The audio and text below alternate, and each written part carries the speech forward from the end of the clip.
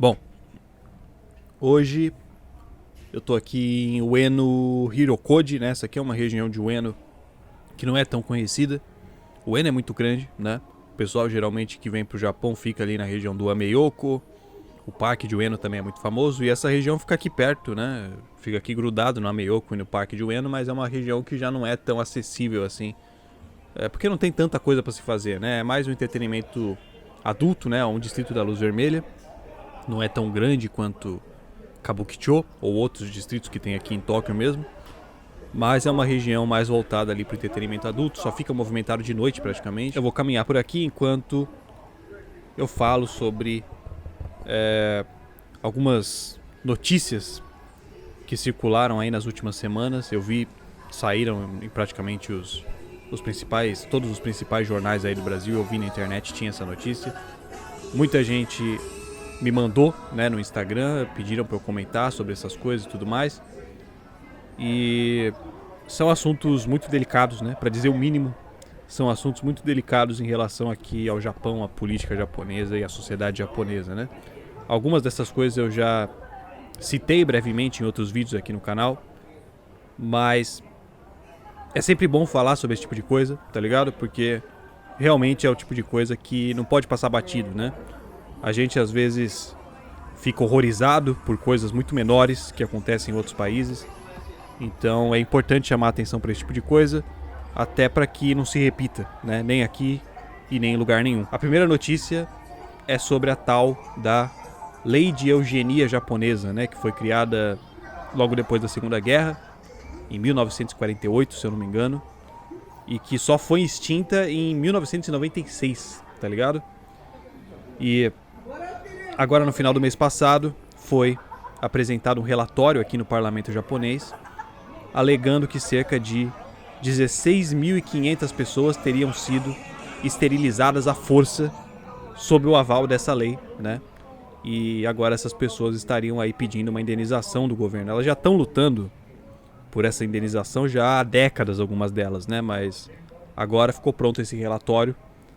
É um relatório gigantesco de 1.400 páginas, né, que foi entregue relatando ali em detalhes cada caso de cada uma dessas vítimas aí que foi vítima dessa lei de eugenia, né? Para quem não sabe, a eugenia, no caso, é uma das bases políticas do nazismo, né?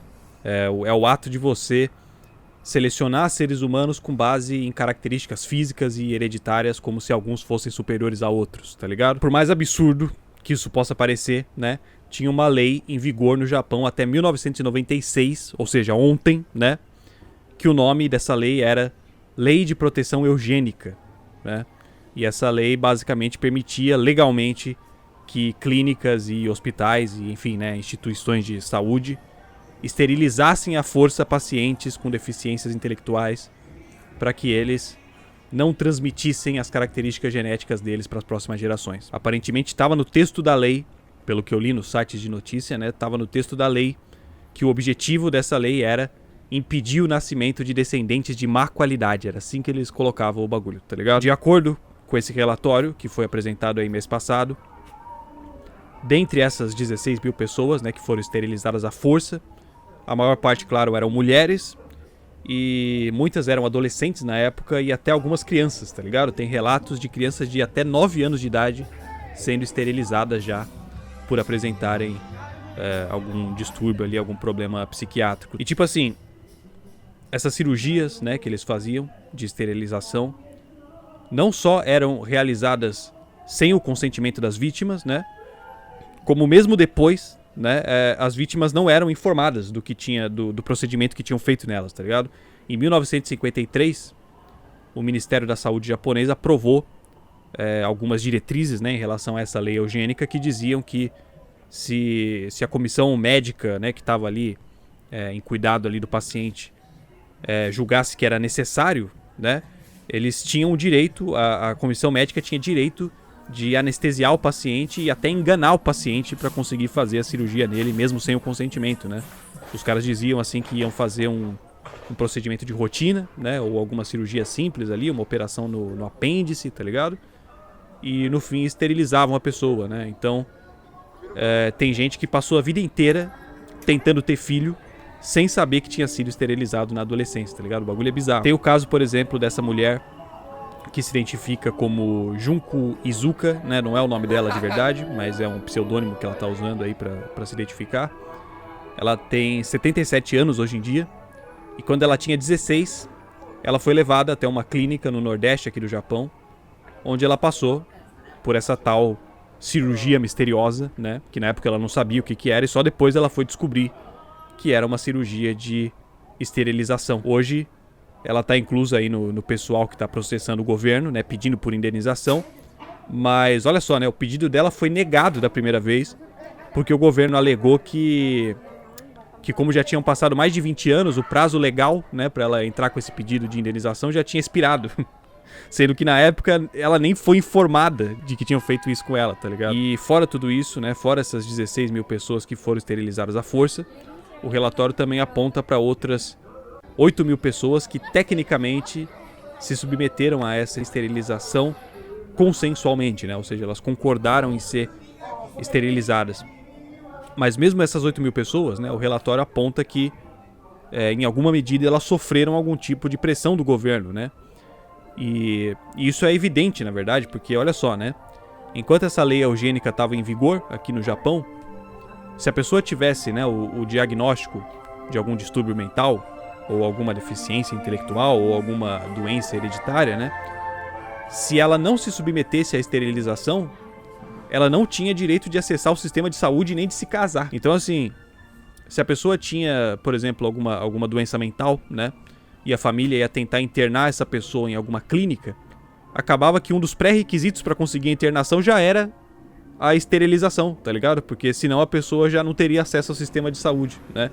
Então é óbvio que até essas 8 mil pessoas que teoricamente consentiram, né? Elas também foram consentidas à força, né? Porque não havia outra opção. Ainda por cima, né? De acordo com a notícia da BBC, a lista de casos em que essa lei podia ser aplicada era bem maior do que a gente consegue imaginar, porque aparentemente, na época em que a lei entrou em vigor, né, lá nos anos, final dos anos 40, os anos 50 ali, tinham várias condições que os caras acreditavam que eram condições hereditárias e que hoje a gente sabe que não são, né? E nem só isso, na verdade, tem várias coisas que nem sequer são doenças, mano, né? São coisas que nem sequer são problemas de saúde.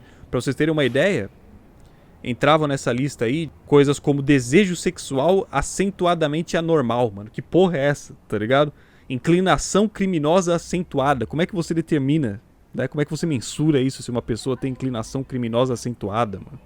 Mão quebrada. Mano, que porra é essa, tá ligado? Você dá a entrada no hospital com a mão quebrada e corre o risco de você sair estéril, tá ligado? Parece piada o bagulho de tão absurdo. E tipo assim, essa lei eugênica, né? Ela permitia que as clínicas e hospitais realizassem o procedimento de esterilização, né, do paciente, mas não permitia que se retirassem órgãos do paciente, né? No caso, a esterilização ela teria que ser feita por meio ali da ligadura das trompas, né, que fala, né? Mas olha só, né? Apesar disso, tinham algumas clínicas que chegavam realmente a retirar o útero das mulheres para que, além de ficar estéreis, elas parassem também de menstruar. Porque assim as clínicas tinham menos trabalho, tá ligado? Na hora de limpar, na hora de cuidar das pacientes. Um dos argumentos do governo, né, que eles usavam na época para ter perpetuado essa lei até tão tarde, né, era uma suposta preocupação com a superpopulação do país, né? O que obviamente é só uma desculpa esfarrapada para tentar justificar o bagulho absurdo, né? E não ironicamente, hoje em dia o Japão é um dos países que mais sofre com a baixa taxa de natalidade, né? Não só o Japão. Grande parte do mundo vem enfrentando esse tipo de problema, principalmente aqui na Ásia mesmo, né? Mas saiu há pouco tempo o relatório de 2022 e o Japão bateu o recorde de novo de menor quantidade de nascimentos desde o começo dos registros, né? Desde que eles começaram a fazer essa medição. Em 2022 nasceram menos de 800 mil bebês e morreram mais de 1,5 milhão de pessoas, né? Então, tipo, quase metade morreu, quase o dobro do que nasceu aqui no Japão, né? A quantidade de estrangeiros aumentou aqui em 2022, até porque as fronteiras reabriram, né, depois da pandemia. Mas, obviamente, a situação ainda está descarrilhando, né? O Fumio Kishida, né, que é o primeiro-ministro agora aqui do Japão, ele disse no começo do ano, né, agora de 2023, que o Japão está prestes a não conseguir funcionar como sociedade, né, por causa dessas baixas históricas aí nas taxas de natalidade. E isso se torna ainda mais bizarro quando você descobre que até 1996 tinha uma lei que esterilizava o povo japonês à força. Só em 2019, para você ter uma noção, é que o governo se pronunciou oficialmente pela primeira vez, né, para fazer um pedido de desculpas formal por essa lei de eugenia, né? E na época o Shinzo Abe tinha prometido ali uma indenização de aproximadamente R$140 mil na conversão direta, né, para cada vítima. E pelo que eu entendi, só 1.000 e poucas pessoas receberam essa indenização até hoje, né? E na real é uma indenização bem bosta, né, também, pelo tamanho do bagulho. Bom, né, não tem como mensurar em dinheiro um bagulho desse, na verdade, né? Mas, enfim, se for para mensurar, ainda R$140 mil não é nada perto do drama que foi isso, né? Enfim, esse era um assunto que o pessoal estava pedindo para eu comentar.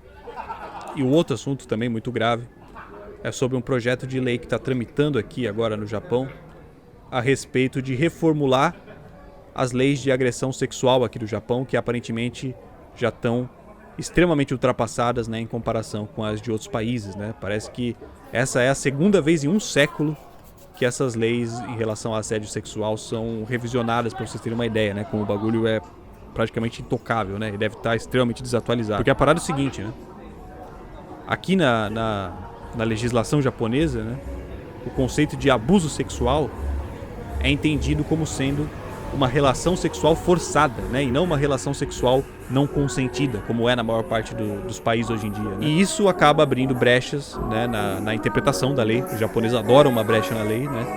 E muitas vezes essas brechas elas são exploradas pelos advogados dos abusadores, né? Que nem em 2014 teve um caso absurdo aqui em Tóquio mesmo, né? Em que um cara ele prendeu uma mina de 15 anos na parede, abusou dela, e ele foi absolvido porque o tribunal entendeu que a ação dele não tornava extremamente difícil que a mina resistisse. Tipo assim, se você não quisesse ser abusada, você teria se esforçado um pouco mais, tá ligado? É tipo isso que os caras disseram, tá? E o cara não foi condenado por abuso sexual por causa disso. E a menina de 15 anos também foi tratada como adulta perante a lei, porque a idade de consentimento aqui no Japão é de 13 anos, mano. 13 anos, né? Agora, com essa revisão aí que estão querendo fazer na lei, estão querendo aumentar, né, a idade de consentimento de 13 para 16, mas em 2014, quando esse caso aconteceu, a menina de 15 anos ainda foi julgada como adulta. Teve um caso em Nagoya também, que chamou muita atenção alguns anos atrás, em que o pai abusou da filha adolescente por vários anos, e durante o tribunal do julgamento, né, surgiu a dúvida se a menina realmente não era capaz de resistir aos abusos. Porque, mano, olha a brisa dos caras, mano. Eles alegaram que teve uma vez que a menina contrariou a vontade dos pais em relação à escola que eles queriam botar ela pra estudar. Então, segundo os advogados, esse era um indício claro de que a menina tinha vontade própria pra contrariar os pais e não era completamente dominada por eles, tá ligado? Os caras pegou o caso da menina ter reclamado da escola que os caras iam botar ela, que os pais iam botar ela, e usaram isso como argumento pra justificar que a menina tinha vontade própria, mano, tá ligado? Nesse caso aí específico, o pai obviamente acabou sendo condenado, né? Mas só da lei permitir esse tipo de manobra, né, já é um bagulho bizarro. E tudo isso obviamente acaba fazendo com que muitas mulheres que sofrem violência aqui no Japão nem se deem ao trabalho de levar pra justiça, né? Porque meio que já sabem que provavelmente não vai dar em nada, né? O bagulho é tão complicado pra ser considerado um abuso sexual que acaba sendo um transtorno ali, uma coisa que não vale nem a pena, tá ligado? Esse é o pensamento que as mulheres têm hoje em dia. Que nem a própria líder de uma ONG, né, de direitos das mulheres aqui do Japão disse que não é nem só em relação à lei, né? O conceito de sexo e consentimento aqui no Japão ainda é muito distorcido, tá ligado? Em relação, assim, em comparação com a maior parte do mundo, né? Não é só uma questão de alterar a lei, é uma questão cultural mesmo, né? Segundo essa mulher, né, a líder da ONG, a educação sexual aqui no Japão costuma ser ensinada assim de forma muito velada, né? E a ideia de consentimento quase nunca é abordada, sabe? Então as crianças elas crescem com uma ideia completamente errada do bagulho. E também desde pequeno, né, as crianças costumam ter acesso à pornografia. E na pornografia japonesa é muito comum que as mulheres atuem realmente como se elas estivessem ali contra a vontade, sabe? Ou sem vontade nenhuma, né? O que ajuda a perpetuar essa ideia, assim, de que o consentimento é meio que arbitrário ou que não é necessário, tá ligado? Então, esse também é outro assunto importante. A gente já falou sobre esse tipo de coisa algumas vezes aqui no canal. E, enfim, a gente sabe, né, como o Japão ainda é um país muito mal resolvido com o seu passado, muito atrasado em relação a pautas sociais, principalmente em relação à questão de igualdade de gênero, né? Inclusive, recentemente, teve aquela cúpula do G7, não sei se vocês viram, né? Sobre igualdade de gênero. E o Japão foi o único país do G7 que enviou um homem como representante no bagulho que era pra discutir justamente igualdade de gênero, tá ligado? Então, assim, são uns bagulho que, às vezes, chega a ser difícil até de acreditar que seja falta de bom senso, tá ligado? Parece que os caras fazem de propósito mesmo, assim, parece que eles têm algum tipo de orgulho em ser desse jeito mesmo, né? E é isso, mano. Espero que vocês tenham gostado dessa merda. E é nóis, mano. Falou.